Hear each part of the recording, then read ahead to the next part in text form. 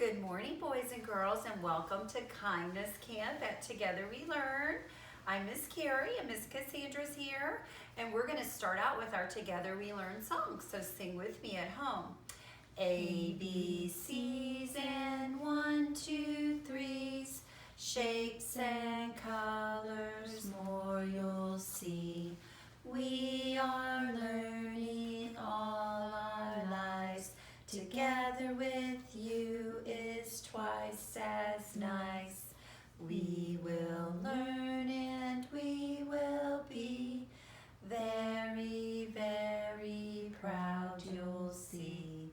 Good job. You're going to stand up nice and proud, and I'm going to hold up our flag to our country. We're going to say our pledge. So say it with me. Put your right hand over your heart. I pledge allegiance to the flag of the United States of America and to the republic for which it stands, one nation, under God, indivisible, with liberty and justice for all.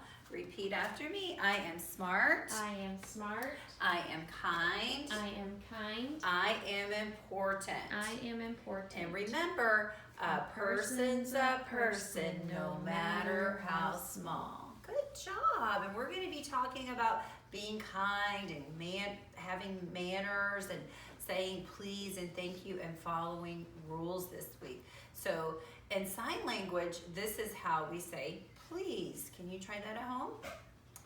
Good job. Please. And this is how we say thank you. Thank you. Good job. So we're going to take a look at our school rules that we have here at Together We Learn. If you come to school here, you may have some different rules at home, and maybe you can talk to your parents or someone at home about the rules that you need to follow at home. But it's always important to try to follow those rules and to be kind and polite to others. All right, so maybe you can repeat these after me. Looking eyes. Looking eyes. That means you should be looking at the person who's speaking to you. Listening ears. Listening ears. You want to put on those listening ears, and when mom or dad or someone's talking to you at home, make sure you are listening, being respectful. Helping hands. Helping hands. That's something that you could do at home. Hands are for helping, not for hitting, right? Or hurting. They're for helping. So you can have helping hands at home, and maybe your helping hands could even help do some chores around the house to help out at home. Quiet voices. Quiet voices. And the same at home. When you're inside, you want to try to have an inside voice and a quiet voice, okay? And walking feet. Walking feet. That's right. So at our school, we want to make sure that we're using walking feet, not running feet, because we might run into something and get hurt. So you should be practicing that at home as well.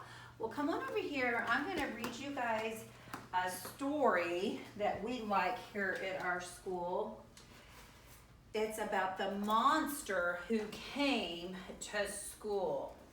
So we're going to find out what happens when this monster shows up to school and he doesn't know how to follow the rules. And we're going to see what happens, okay? Can a monster really come to school? No. Are monsters real? No. This is just a pretend silly monster. Let's see what happens. You see him hanging off of the school bus? All right. Let Miss Carrie get these in order here. When Andy got on the bus on the first day of school, he saw a monster. Andy was very surprised. He did not know that monsters were allowed to go to school.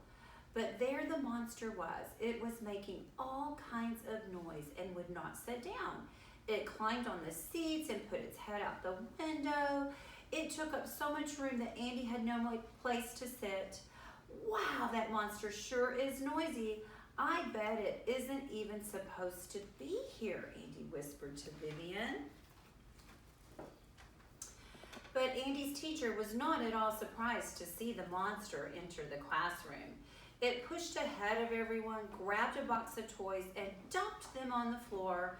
When Andy and the other children sat at their places, the monster started to throw the toys. Stop that, said the teacher. Even monsters are not allowed to throw toys. The monster dropped the toys and started screaming. It screamed so loudly that no one could hear the teacher. "Be quiet, please," the teacher finally said. The monster stopped screaming and the teacher said, "It's time to play outside." Wonder what's going to happen when they go outside. Everyone stood up and walked to the door. Everyone except the monster. It ran out the door without waiting for directions. Uh-oh.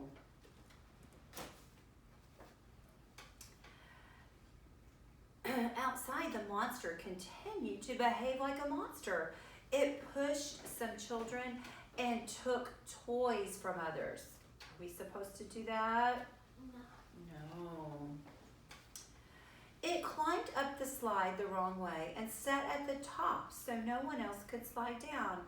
When the students returned to the classroom, the teacher tried to read them a story, but the monster shouted and laughed and no one could hear. Then it pulled the toys off the shelves again. It just would not listen. My goodness, that monster needs to learn the rules, right? At lunchtime, the monster grabbed other people's sandwiches. It dropped food on the floor and spilled milk. Later, when it was time to paint, the monster ran around the room painting big black lines on the children's paintings. When the children formed a circle and tried to sing, the monster jumped around and stepped on their toes.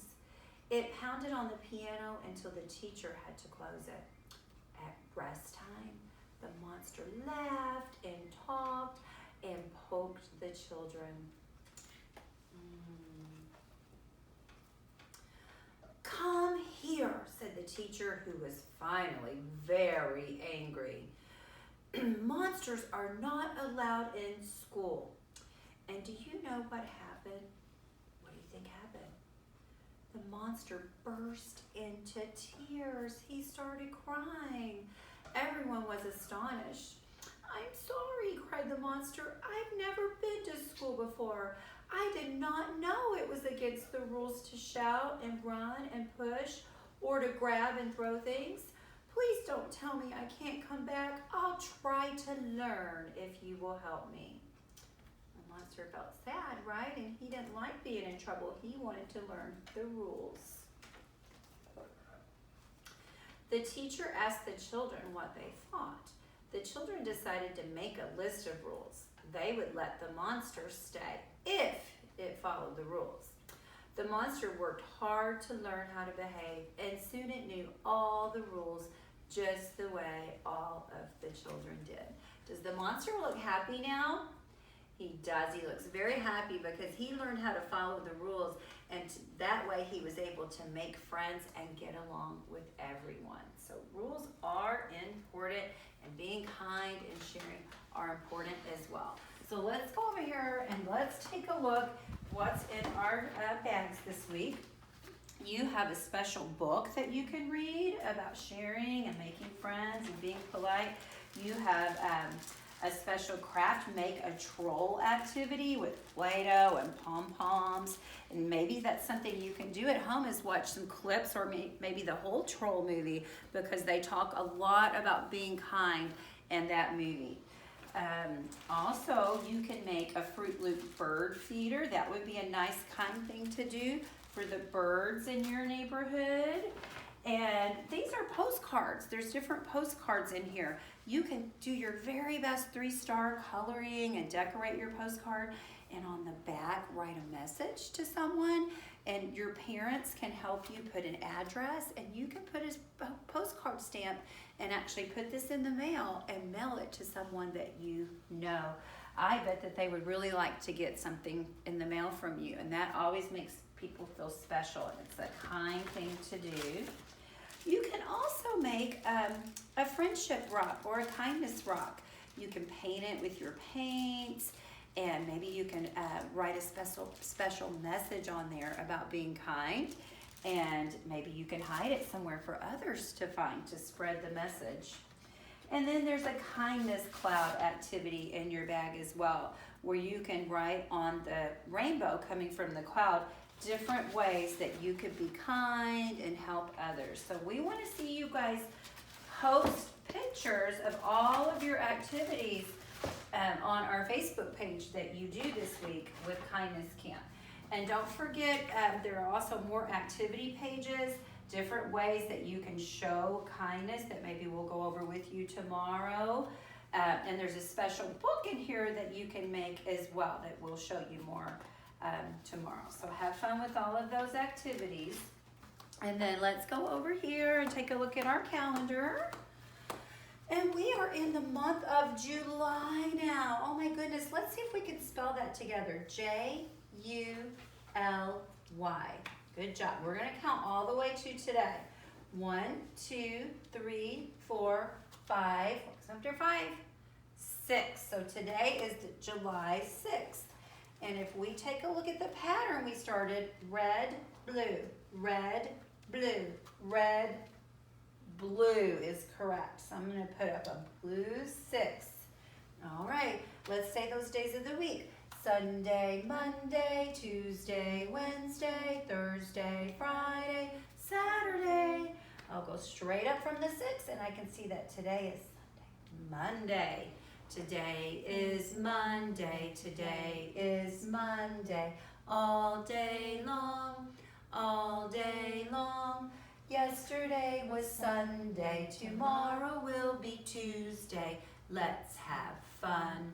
Let's have fun. So repeat after me. Today is Monday, July the 6th, 2020. Good job.